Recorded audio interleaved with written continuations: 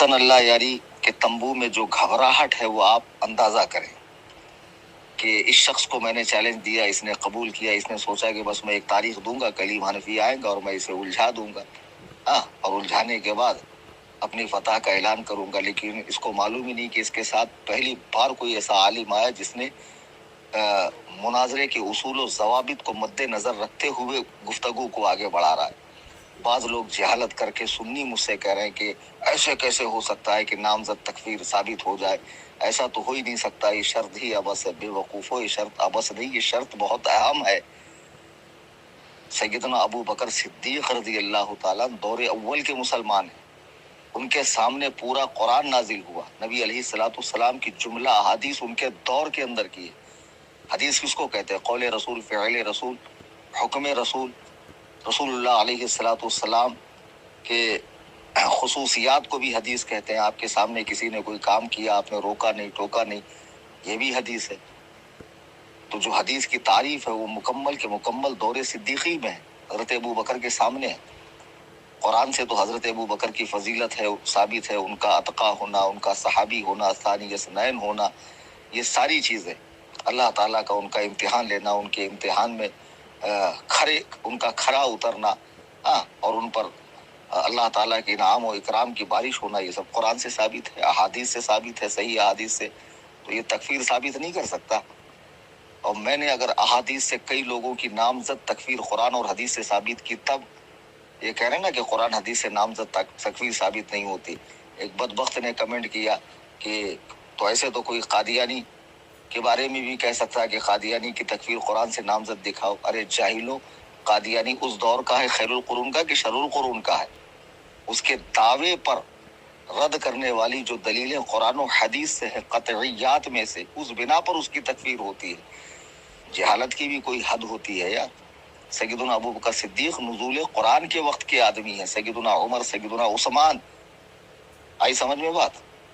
اور پھر ایسے تو کوئی کل کتے کا بچہ، خارجی نازوی، حرام الدہر، سور کا بچہ اٹھ کر کہے کہ سیدنا علی بھی کافر ہیں.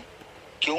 معاذ اللہ، 100,000 بار معاذ اللہ، خلافت ان کا حق تھا، لیکن ابو بکر کے 2.5 سال، عمر کے 10 سال، عثمان کے 12 سال، 24 سال تک انہوں نے اپنے حق کو حاصل نہیں کیا، فدق کو حاصل نہیں کیا، یہ نہیں کیا، وہ نہیں کیا. چپ چاپ ان کی امامت میں، ان کی سیادت میں، ان کی خلافت میں اپنا کام چلاتے رہے، ان کی اطاعت کرتے رہے، تقیہ کرتے رہے. تقیہ کرنا، جھوٹ بولنا حرام ہے، گناہ کبیرہ ہے، جھوٹوں پر اللہ کی لعنت ہے، اور لعنت اللہ تعالیٰ کی کافروں پر ہوتی ہے.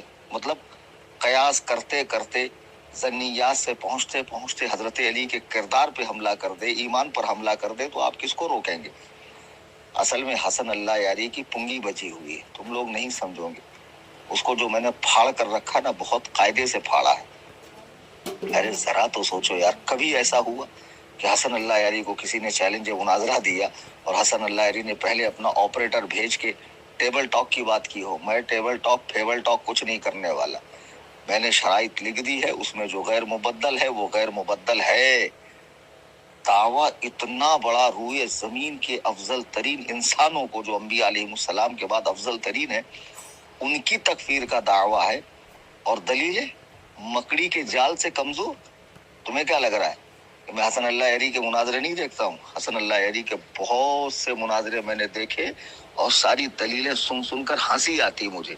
اور وہ جو دوسروں کی عربی پڑھنے میں غلطیاں پکڑتا ہے نا، وہ خود بہت غلطیاں کرتا ہے. وہ ساری نوٹ کر رکھی ہے میں نے. 13 تاریخ کو میرے سامنے آئے تو مناظرہ ہو، یہ میری دلی خواہش ہے.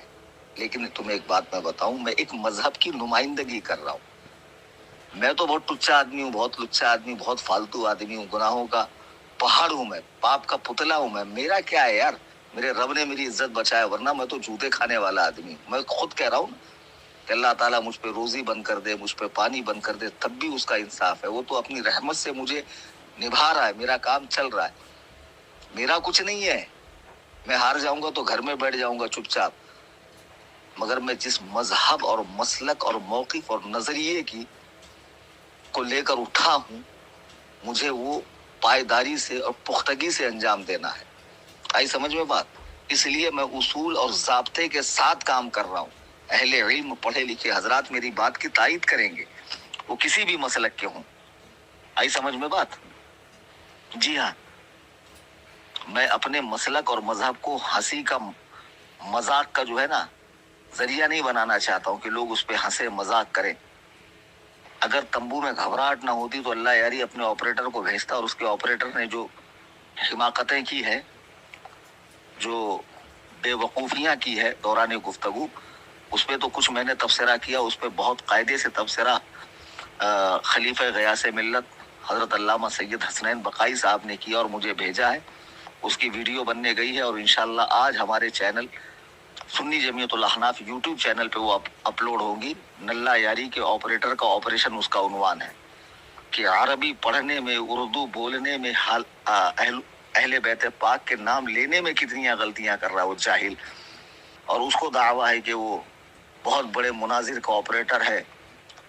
تو بہت بڑا مناظر اپنے ماتحتوں کی زبان نہیں سدھار سکا، بولنے کا ڈھنگ پیدا نہیں کر سکا، چلے جہان بھر میں مناظرہ کرنے کے لیے۔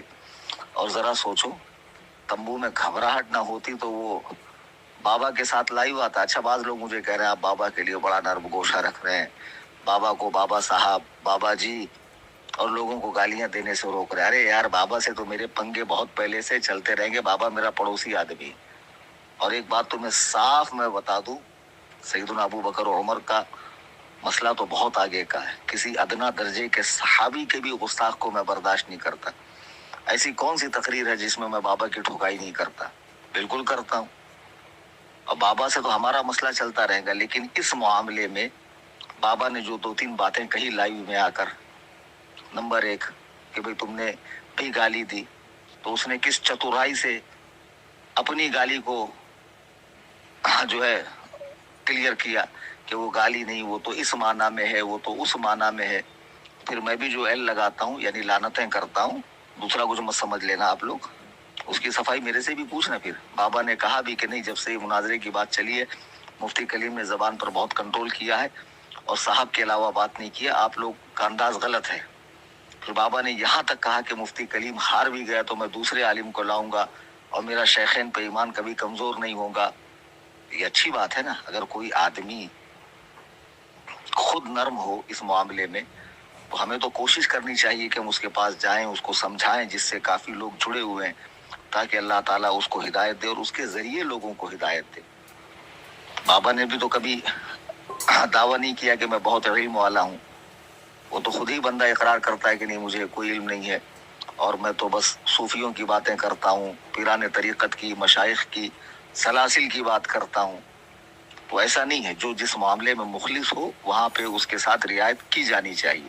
اور بابا کا ہمارا مسئلہ چلتا رہے گا، ابھی کائنات کے بدترین رافضی حسن اللہ یاری سے ہمارا معاملہ ہے۔ ذرا سوچو کہ اگر اس کے تمبو میں گھبراہٹ نہ ہوتی، پہلے تو مناظرے کو آ نہیں رہا تھا، گالیاں دیتے، چلو کسی طرح بابا نے گھیر کھار کے لایا بھی، اور میں نے جو جائز شرطیں ہیں رکھی۔ ارے شرطیں تو رکھنی پڑیں گی نا، بغیر شرطوں کے تھوڑی مناظرہ ہوگا۔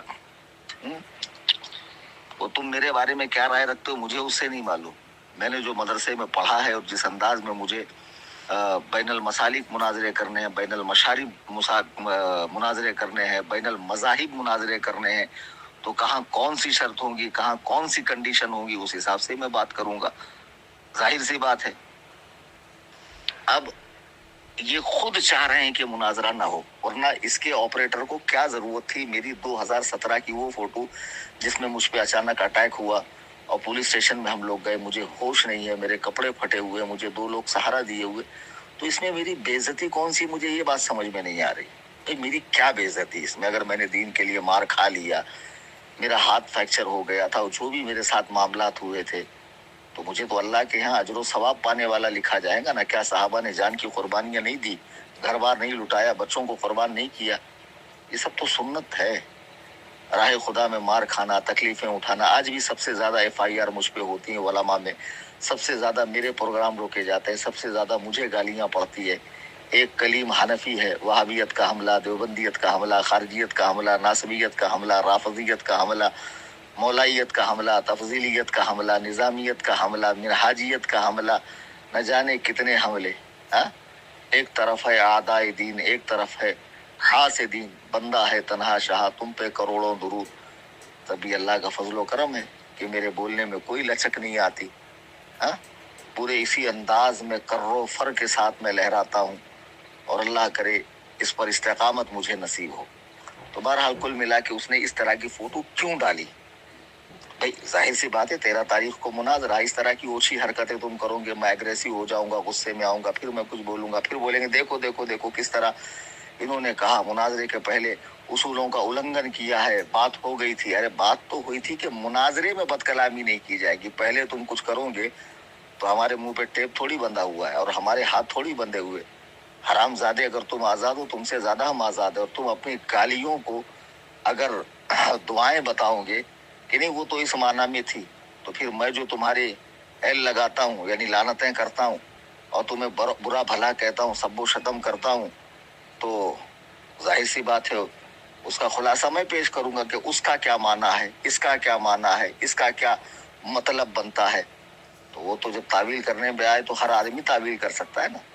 تو کل ملا کر یہ کہ 13 تاریخ کو تو مجھے مناظرے کے لیے میں بالکل تیار ہوں. بس حسن اللہ یاری کا ایک مرتبہ میرے شرائط کے اوپر یہ آ جائے کہ بھی ہاں ہمیں منظور ہے, تو پھر پوری تیاری کروں میں اور 13 تاریخ کو لائیو آؤں.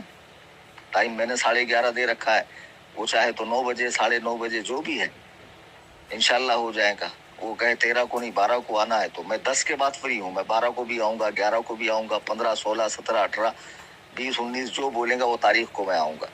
لیکن ٹیبل ٹاک کر کے میں جانتا ہوں حسن اللہ یاری کیا چیز ہے. ارے یار جو قوم سیدنا حسین کو بلا کر دھوکہ دے سکتی ہے, حضرت سیدنا امام حسن کو قربانی کا مینڈھا کہہ سکتی ہے, مینڈا قربانی کا مینڈا کہہ سکتی ہے, اپنے امام کو اپنے امام کا ساتھ چھوڑ سکتی ہے, سیدنا زید کو شہید کر سکتی ہے, مولائے کائنات کے ساتھ معاذ اللہ رب العالمین جو دھوکہ کر سکتے ہیں سیدنا علی رضی اللہ تعالیٰ کے ساتھ, تو وہ ہمارے ساتھ کیا نہیں کریں گے. اگر لنک کی ٹیسٹنگ کرنی ہے میرا بندہ آئے گا, ٹیکنیکل لائن سے بات کرو, ہاں بھائی لنک صحیح ہے, 13 کو آ کے ڈائریکٹ مناظرہ کرو اور مناظرہ انہی شرطوں پر ہوگا. جی ہاں, تم مناظرہ نہیں کرو گے تو جو تمہارے عقائد و نظریات کی دھجیاں ہم پہلے اڑا رہے تھے وہ اڑاتے رہیں گے, اور ہمارے صحابہ کا ایمان تو بحمداللہ ثابت ہے. بس عوام کو ان کے دلائل فراہم کرتے رہیں گے کہ دیکھو یہاں سے ثابت ہے, ٹھیک ہے نا. اور نہ صرف ایمان و اسلام ثابت ہے بلکہ کس درجے کے وہ لوگ ہیں, کیا ان کی فضیلتیں ہیں, کیا بارگاہ خداوندی میں بارگاہ رسول میں ان کا مقام و مرتبہ ہے. یہ ساری چیزیں ہم اپنے چینل سے بتاتے رہیں گے. مدح صحابہ یہ تو ہمارے زندگی کا جزو لا ینفک ہے, نہ جدا ہونے والا حصہ ہے. تو بہرحال اب کل ملا کے یہ دیکھتے ہیں کیا ہوتا ہے. اور رہا بابا کا, تو بھائی میں تو کہتا ہوں یار خواہ مخواہ وہاں جا کے پھوکٹ میں کمنٹ کر کے کوئی مطلب نہیں ہے. کیوں اپنا وقت ضائع کرتے ہو, کیوں اپنا وقت برباد کرتے ہو. اور اس نے جو ٹچھی حرکت کی ہے میری فوٹو لگا کے FIR لگا کے, پتہ نہیں اس کو کیا مل گیا. حالانکہ جب میں نے چینل میں وہ فوٹو ڈالی تو لوگوں نے کھوج کر اس کا چینل تلاش کر جو اس کو سنانا شروع کیا ہے, تو حرام زادہ اگر کمنٹ ہی پڑھ لے وہ رافضی یہودی, اس کی عقل ٹھکانے آئے گی. کیا ضرورت تھی اس کو مناظرے سے پہلے اس قسم کی حرکت کرنے کی. وہ چاہ رہا ہے کہ اس طرح کی حرکت کروں اور پھر کچھ ایسی بات ہو جائے پھر ہم اس کو دلیل بنائیں کہ دیکھو انہوں نے ایسا کہا, مناظرہ نہیں ہو سکتا ان کے ساتھ. تو آپ خود ہی دماغ لگائیے مناظرے سے کون بھاگ رہا ہے. بہرحال آپ اس چینل سے بھی جڑے رہیں, زیادہ سے زیادہ لوگوں کو فالو کروائیں, یوٹیوب کا چینل بھی سبسکرائب کرائیں.